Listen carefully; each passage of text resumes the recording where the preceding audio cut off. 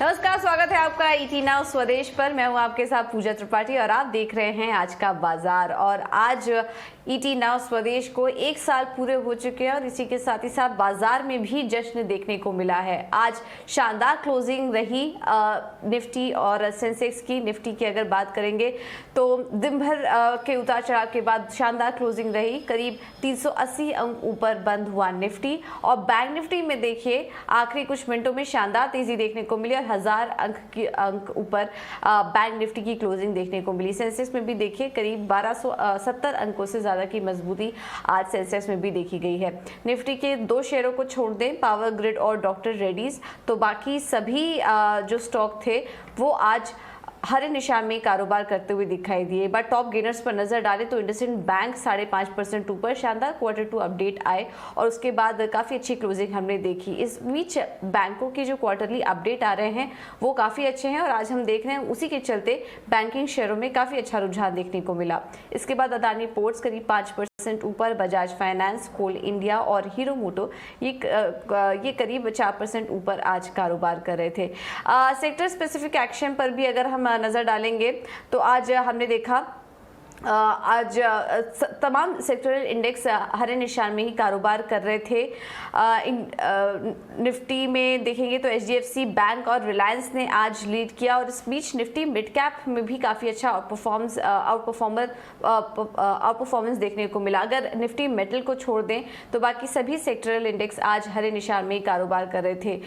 इसके अलावा PSU bank index में अगर हम देखेंगे तो वहाँ पर 3% का उछाल देखने को मिला और फार्मा में काफ़ी अच्छी तेजी देखने को मिली और लगातार 6 दिनों से हम देख रहे थे कि अच्छी मजबूती के साथ फार्मा शेयर भी कारोबार करते हुए नजर आए। तो काफ़ी अच्छा आज कारोबार रहा दिन भर। ग्लोबल संकेत भी काफ़ी अच्छे थे और उसी के चलते आज हमने देखा कि भारतीय बाजारों की शुरुआत भी काफ़ी अच्छी हुई, दिन भर मजबूती के साथ टिके रहे और क्लोजिंग में तो होते होते काफ़ी अच्छी तेज़ी मार्केट में आज देखने को मिली है। तो ये तो था मार्केट का अपडेट है, लेकिन इस बीच आज दिन भर कौन कौन से स्टॉक्स एक्शन में थे एक बार ये भी आपको बता देते हैं। आईटी की बात करें तो टीसीएस, विप्रो और इन्फोसिस जैसे स्टॉक में करीब 2 से 3% का उछाल देखने को मिला। वहीं ईस्टी ट्रिप प्लानर्स ये स्टॉक भी आज दिन भर बस कर रहा था और 7% का उछाल यहां पर भी देखने को मिला। कुछ चुनिंदा मिड कैप स्मॉल कैप शेयरों में भी आज काफी अच्छा एक्शन था। ऑर्डर जीतने की खबर के बाद हमने देखा कि वहां पर भी काफी अच्छा एक्शन देखने को मिला कि एनसीसी जैसे स्टॉक्स में अगर हम देखें तो काफी अच्छा रुझान वहां पर भी देखने को मिला आज दिन भर।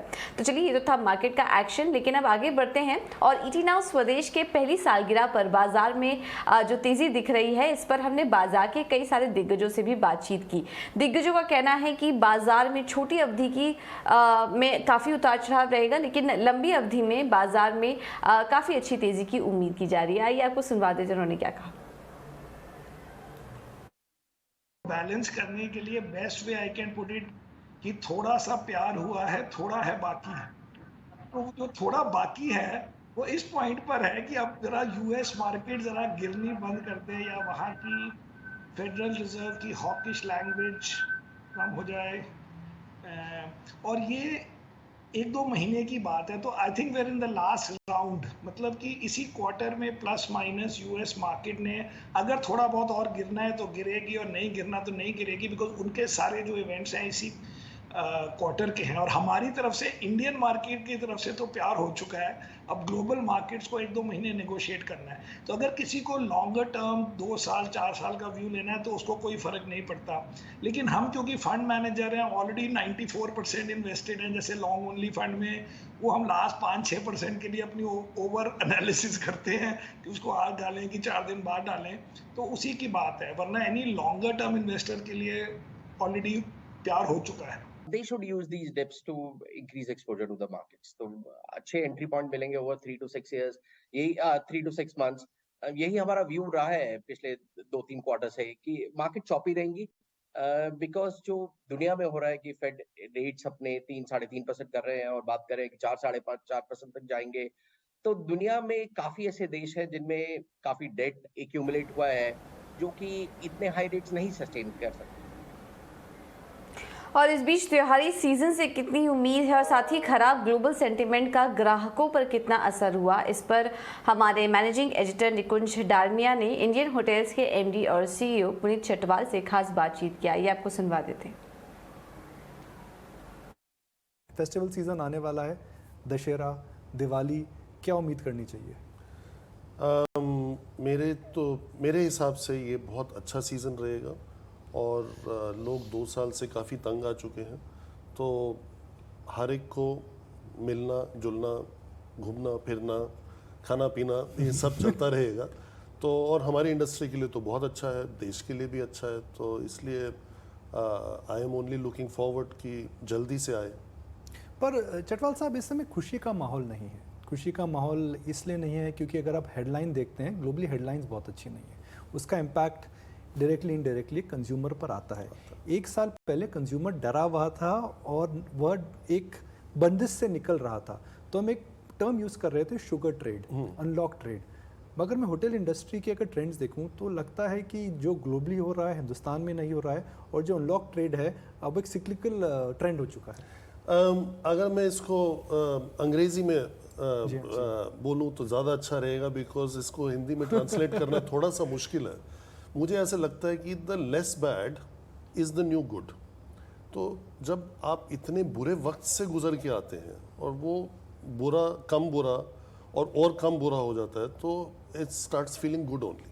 तो मेरे को तो ऐसा लगता है कि लोगों को अच्छा लग रहा है कि हालांकि माहौल अच्छा नहीं है, युद्ध है, ग्लोबल न्यूज़ अच्छी नहीं है, पर एक जो तमन्ना है लोगों की कि कुछ करना है, कहीं जाना है, कुछ करके दिखाना है, वो बहुत स्ट्रॉन्ग है इस वक्त। चटवाल साहब, Taj is always around customer experience and joy, मगर इस समय शेयर होल्डर्स को भी काफ़ी जॉय मिल रहा है। 350 के आसपास प्राइस है, ऑल टाइम हाई पर जा चुका है। तो शेयर होल्डर्स को अब आने वाले समय में क्या उम्मीद करनी चाहिए? अगर आप कस्टमर का ध्यान रखेंगे तो जाहिर है आपको प्राइस कम करना पड़ेगा, बिकॉज भाई होटल के प्राइस बढ़ चुके हैं। तो शेयर होल्डर्स बोलेंगे भाई कस्टमर्स का ध्यान रखो, नहीं हमारा ध्यान रखो, तो बैलेंस कहाँ पे करोगे?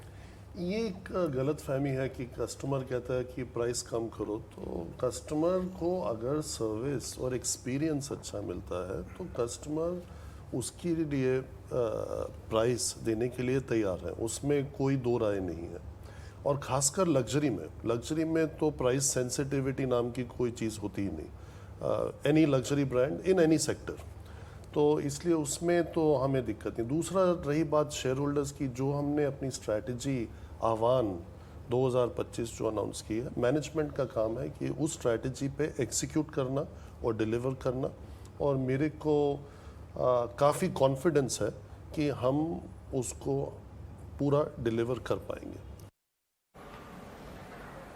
बिल्कुल, तो ये थे बाजार के कुछ एक्सपर्ट्स और इंडस्ट्री का क्या कहना है इस मार्केट पर, यह भी हम आपको सुनवा रहे थे। लेकिन आज काफ़ी सारे स्टॉक्स में हमने देखा कि अच्छा एक्शन था। एंजल वन ने अपना दूसरी तिमाही का अपडेट जारी किया और उसके बाद हमने देखा कि अच्छी तेज़ी भी स्टॉक में देखने को मिली। क्या कुछ डिटेल्स में था एंजल वन के दूसरी तिमाही के अपडेट में, ये भी समझ लेते हैं। और हमारे साथ वामाक्षी जुड़ चुकी हैं पूरी जानकारी लेकर। वामाक्षी, बताइए। जी बिल्कुल, एंजल वन ज़रूर फोकस में है, काफ़ी बज़ करता हुआ नज़र आ रहा है स्टॉक, और उसका मुख्य कारण है कंपनी का जो Q2 ऑपरेशनल अपडेट जो कंपनी ने अनाउंस किया, उसी के चलते स्टॉक आज काफ़ी फोकस में नज़र आ रहा है। तो अगर हम नंबर्स को देखें तो उनका जो क्लाइंट बेस है वहाँ पे हमने करीब 77.4% का ईयर ऑन ईयर बेसिस पे ग्रोथ देखा। इवन तिमाही आधार की बात करें तो यहाँ पर भी करीब 11% का ग्रोथ देखा है, और उनका क्लाइंट बेस अब हो चुका है करीब 11.6 मिलियन का। और उनकी क्लाइंट एक्विजिशन की बात करें तो यहाँ पे हमने मार्जिनली एक डिक्लाइन देखा है ईयर ऑन ईयर बेसिस पर, अगर सितंबर मंथ को कंसिडर करते हैं। मगर अगर हम पूरे क्वार्टर को कंसिडर करते हैं तो यहाँ पे करीब 7.7% का ड्रॉप देखने मिला है।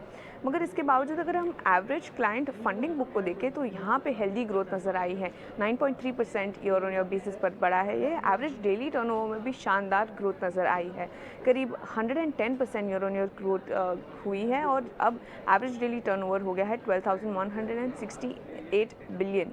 और इसका मुख्य ड्राइवर है F&O segment. Retail turnover market share में भी काफ़ी सुधार आता हुआ नज़र आया है। ओवरऑल अगर equity retail turnover market share वो बढ़ा है 20.8%, जो पहले तिमाही FY23 के थे उससे अब बढ़कर हो गया है 21.7%। कमोडिटी रिटेल मार्केट शेयर में भी काफ़ी मजबूत इंप्रूवमेंट नज़र आई है, 44.6% पे था और अब वो बढ़कर हो गया है 51.1%। तो ओवरऑल देखें तो काफ़ी मजबूत नंबर्स आ रहे हैं एंजल वन की तरफ से, और इसी के चलते स्टॉक फोकस में है। बिल्कुल, बहुत बहुत शुक्रिया वामाक्षी ये सारी जानकारी देने के लिए। तो ये एंजल वन के अपडेट आए और काफ़ी शानदार अपडेट देखने को मिले। इस बीच जितने भी बैंक्स और एनबीएफसीज के अपडेट आ रहे हैं वो भी काफ़ी स्ट्रॉन्ग नज़र आ रहे हैं। एमएनएम फाइनेंस पर एक बार नज़र डाल लेते हैं।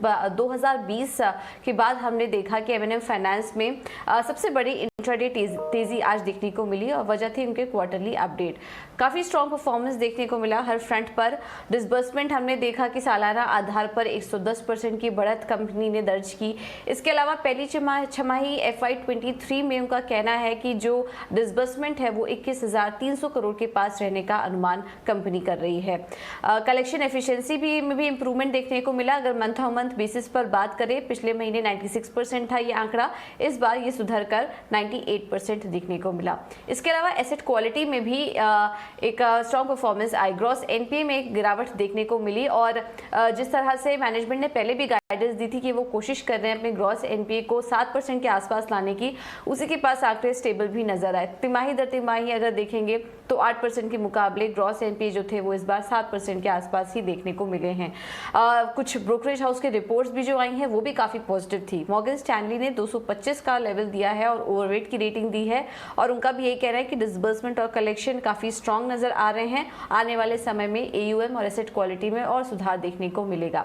और बैंक ऑफ अमेरिका सिक्योरिटीज ने भी खरीदारी की राय के साथ 245 रुपये प्रति शेयर का लक्ष्य दिया और यहाँ पर भी कमेंट्री पॉजिटिव थी। इनका कहना था कि ग्रोथ में सुधार देखने को मिला और एसेट क्वालिटी के आउटलुक में भी एसेट क्वालिटी आउटलुक भी काफ़ी मजबूत नजर आ रही है कंपनी के लिए। इस वजह से हमने देखा कि एमएनएम फाइनेंस सुबह से ही तेजी में था और 9 से 10% की मजबूती आज इस स्टॉक में देखने को मिली। काफ़ी शानदार रिकवरी कंपनी के नंबर्स में देखने को मिल रही है।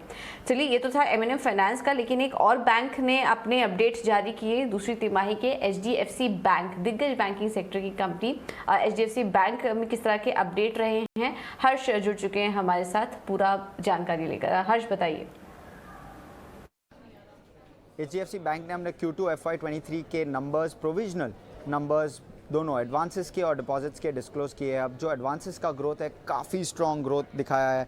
ग्रॉस एडवांसेस 6% प्लस ग्रो हुआ है क्वार्टर ऑन क्वार्टर बेसिस पे। 23.5% ईयर ऑन ईयर बेसिस पे वो 15 लाख करोड़ से जस्ट नीचे वो एडवांसेस का नंबर आया है।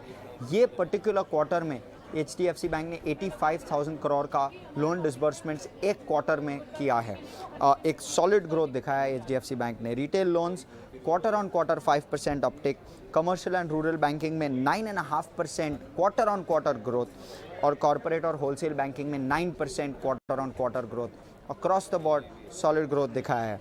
जब हम डिपॉजिट साइड पे जाते हैं, अब वो डिपॉजिट का नंबर 16.5 लाख करोड़ से भी ज़्यादा आया है। 4% up quarter on quarter basis पे, 19% growth year on year basis पे वो पर्टिकुलर नंबर। ज़्यादातर रिटेल डिपॉजिट ग्रोथ है, 5.5% ग्रोथ रिटेल डिपॉजिट साइड पे जब हम देखें तो 20.5% ईयर ऑन ईयर बेसिस पे रिटेल डिपॉजिट ग्रोथ हुआ है। होलसेल डिपॉजिट्स में स्लाइट स्कूलिंग हुआ है, सॉफ्टन हुआ है। होलसेल डिपॉजिट 0.5% से घटा है क्वार्टर ऑन क्वार्टर बेसिस पे, 12.5% growth year on year basis पे। पर ओवरऑल काफ़ी solid numbers balance sheet side पे HDFC बैंक।